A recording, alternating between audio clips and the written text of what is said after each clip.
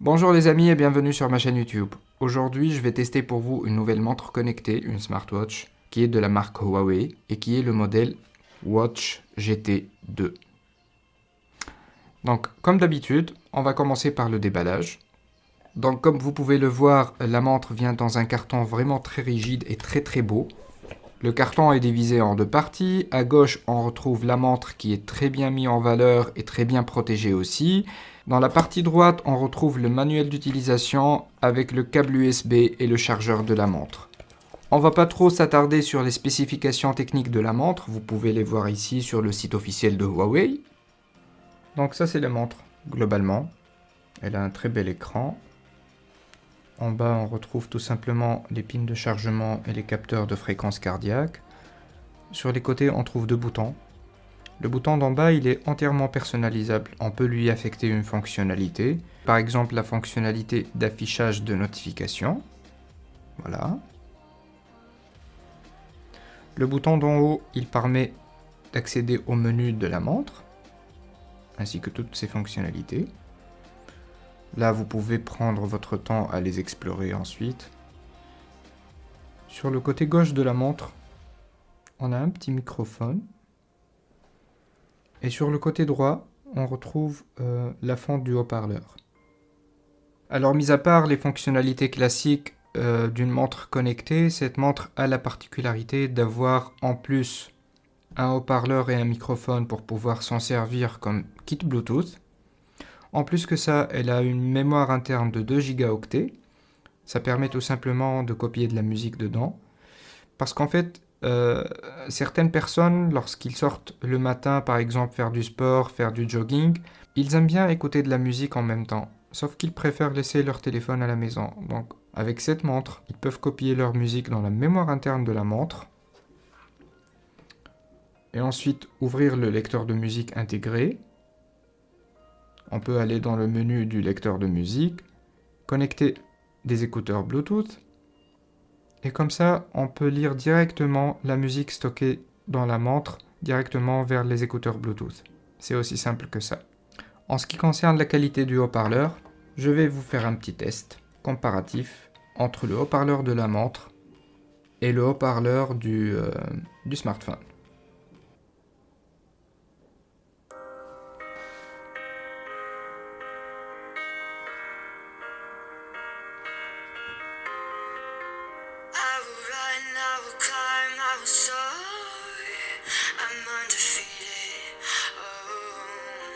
Jumping out of my skin, pull the cord. Yeah, I believe it. Oh, the past is everything we were. Don't make us who we are. Je vous fais écouter le même morceau sur le téléphone.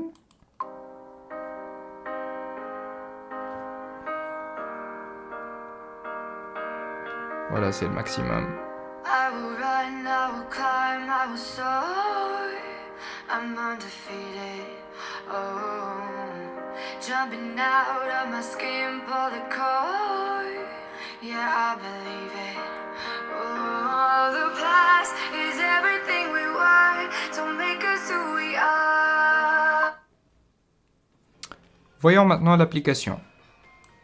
Donc l'application de la montre se trouve dans le menu. Elle s'appelle Santé. On clique dessus. L'interface de l'application est très classique. Elle permet notamment d'accéder à plusieurs onglets en bas.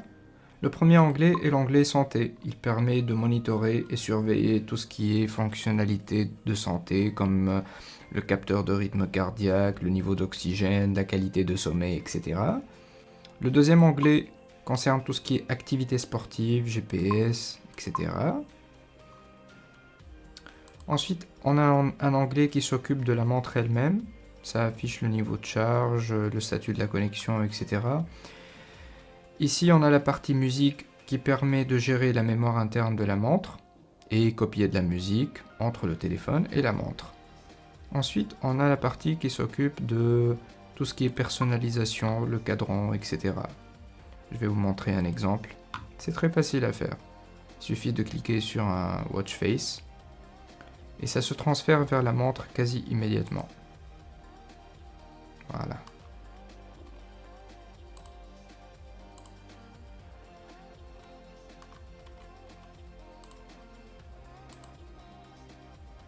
Après bon, c'est pas les seules fonctionnalités de l'application, elle permet de faire beaucoup plus que ça. Et vous pouvez prendre le temps de la tester vous-même. En ce qui concerne le bracelet, la GT2 vient avec un bracelet en silicone qui est très agréable au toucher. Il est au format 22 mm, qui est sa largeur d'ailleurs, et qu'on peut enlever facilement sans le moindre outil. Vous pouvez donc personnaliser votre montre en mettant le bracelet de votre choix. N'importe quel bracelet au format 22 mm fera l'affaire. Et je profite de l'occasion pour vous montrer mes deux bracelets préférés. Ce sont deux bracelets que j'ai commandés sur AliExpress. Si vous voulez, vous trouverez les liens d'achat dans la description. Voilà, je pense qu'on a fait le tour. Maintenant, on va parler des points positifs et des points négatifs. On va commencer par les points positifs. Le premier point positif, c'est que la montre est vraiment très belle, bien sûr. Le deuxième point, c'est son écran. C'est un très bel écran OLED avec une définition de 454 x 454 pixels. Le deuxième point fort, qui peut être aussi un point négatif, qui est l'autonomie. En utilisation normale, c'est-à-dire notification pour voir l'heure, etc., on arrive facilement à tenir 2 semaines. Mais si vous allez utiliser aussi le GPS, la lecture de musique et les fonctions de sport de manière régulièrement, on peut facilement vider la batterie en 2 jours. Le troisième point positif de la montre, c'est son chargeur. En fait, contrairement à la plupart des montres que j'ai testées, en général, on trouve le câble USB du chargeur intégré au chargeur lui-même, c'est-à-dire qu'on ne peut pas le remplacer. Et dans ce cas de figure, si le câble est endommagé, il faut remplacer tout le chargeur. Et ça coûte de l'argent. Par contre, avec cette montre, le chargeur dispose d'un port de chargement USB type C, ce qui veut dire que vous pouvez utiliser n'importe quel câble USB type C pour charger la montre. En ce qui concerne les points négatifs, on a déjà parlé de l'autonomie. Le haut-parleur de la montre, vous le savez aussi, c'est fait à titre de dépannage, mais c'est utile. Le dernier point négatif de la montre, c'est le chargeur.